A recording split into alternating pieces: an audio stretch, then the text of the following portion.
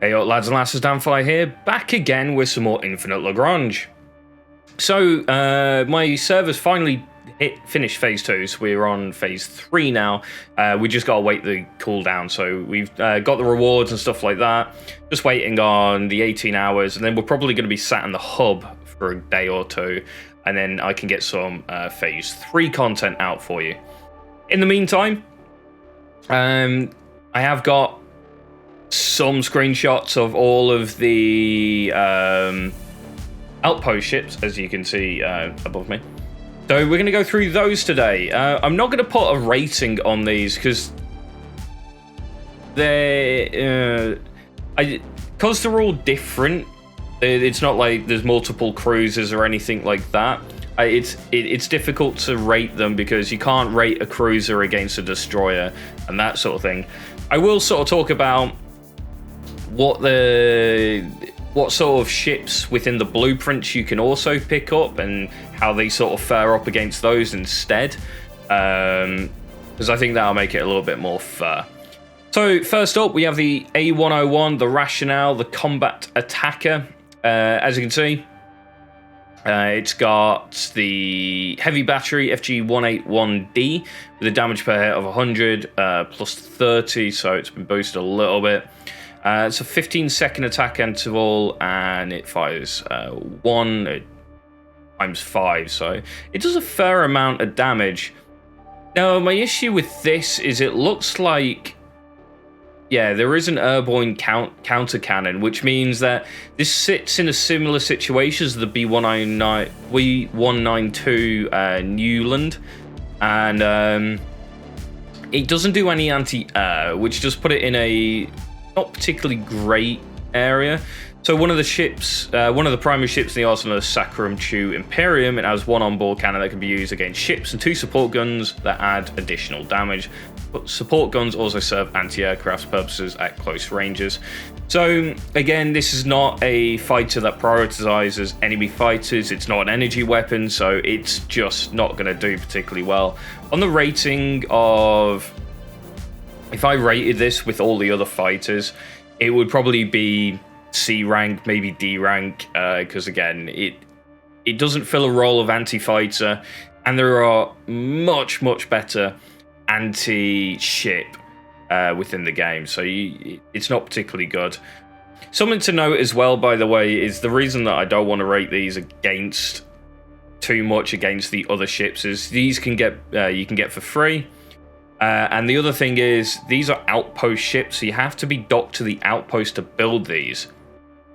As soon as you undock, you can no longer build them. You can still view the blueprint, which is quite nice, but it does put them in a position where it's like, well, do I grab the A101 fighter, or do I grab +8 AP per hour, or do I grab, +4 reinforcements, or some of the really powerful outpost effects that you can get, because you need your base docked to them, and you need your base docked to this. So yeah, it's a bit unfortunate, I think, that they're in this kind of position, and I wouldn't recommend this particular one for certain.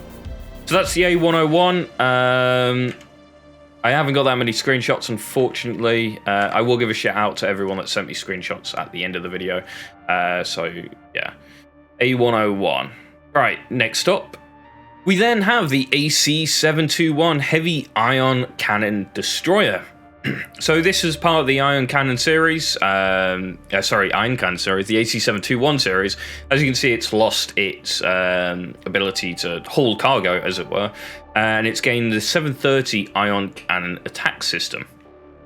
This Ion Cannon attack system is doing 350 damage per hit. Been boosted to 105. I'm guessing that's 30%, somewhere around there. So that's the boost on the weapon from weapon upgrading.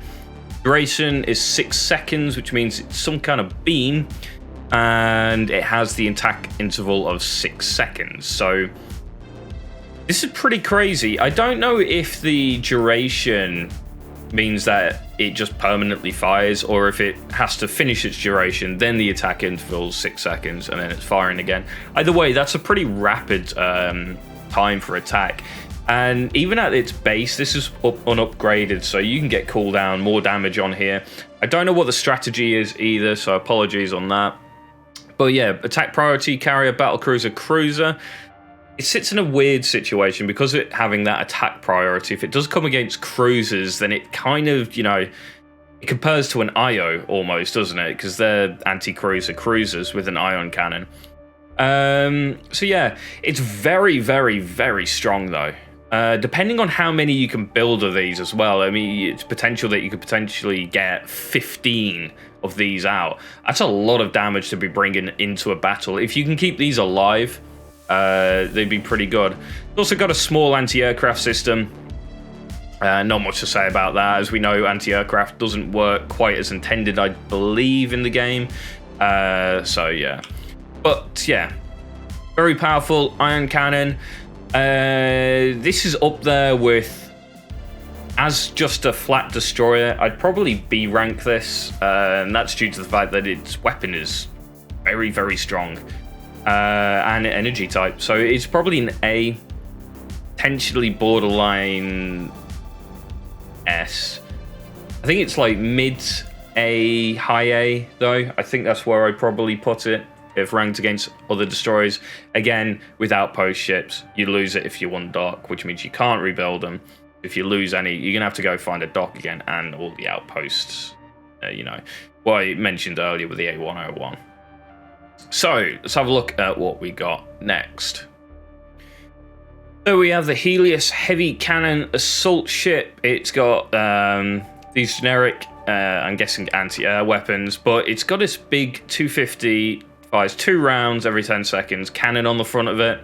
Makes it very similar to like the Ruby and in the destroyers, the Winged Hussar, but it's retrading in the Winged Hussar's missiles for cannons. The missiles are better on the Hussar. I think actually the main weapon on the Hussar is also higher damage as well. It's probably a B rank, maybe a C rank. Yeah, there's not much to say about the Helios. It looks cool though. Got a nice shape to it. So, next one. So, we have the Noma 330 high-speed armed survey ship. This one's actually interesting. So, again, it's got crappy guns and the light armors, you know, it's okay. I think this is bugged where it's saying 20 down there for the armor on a frigate. So I believe it's actually like 5, and it got fixed recently since this screen shot. But yeah, it's very, very fast. You can see down there we got a 11,500 warp speed and a 2,600 cruise speed, and that's with the upgrades, which is very, very quick indeed. That warp speed's crazy. This might be the best recon frigate you can pick up. It's definitely up there.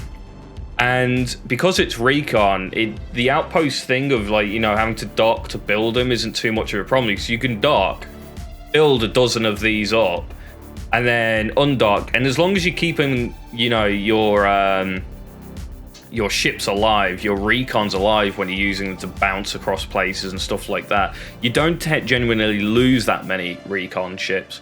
So this is very, very good for that role. I could potentially recommend this. And yeah, in its role, I think it's A or S tier versus other recons. So you got the Carillion and you've got the FG300 recon. Yeah, I'd probably put this up there with probably an A or S within that recon role. Again, this is situational though, so it'd be in that situational box because it being recon specific. It brings nothing to anything else. The damage is minimal at best.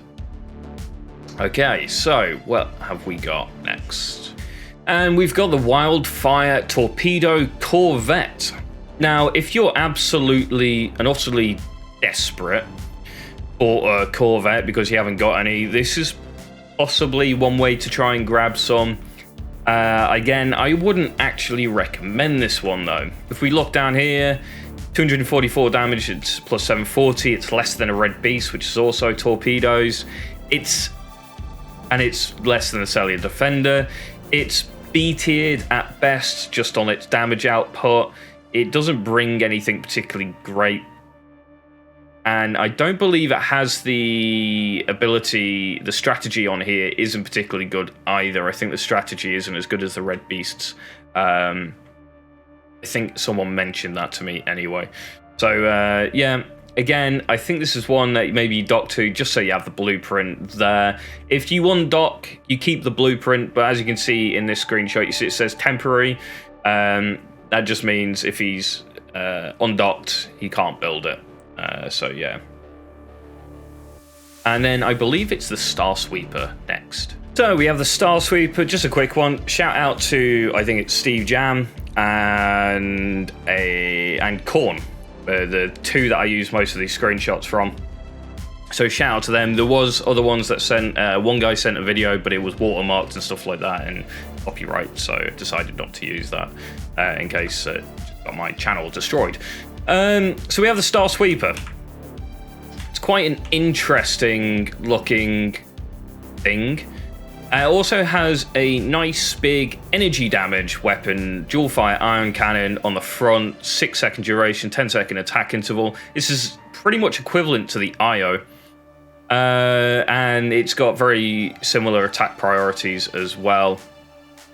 Air defense radar module, increasing hit rate against aircraft and anti-aircraft weapons there as well. We can see here, doing 70 damage per hit, 1 times 3.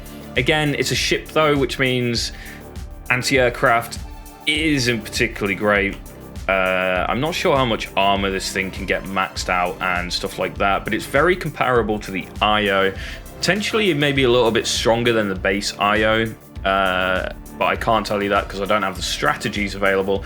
I'm guessing though the strategy on this is the same as the IOs, which is the turn all the other weapon systems off and increase fire rate. So we'll definitely have to look into that when I can get into Phase 3 myself. These should be available on outposts for me on Phase 3, so I will be looking into that and any new ships that are available in Phase 3. Again, it's going to be a couple of days before I can get into Phase 3.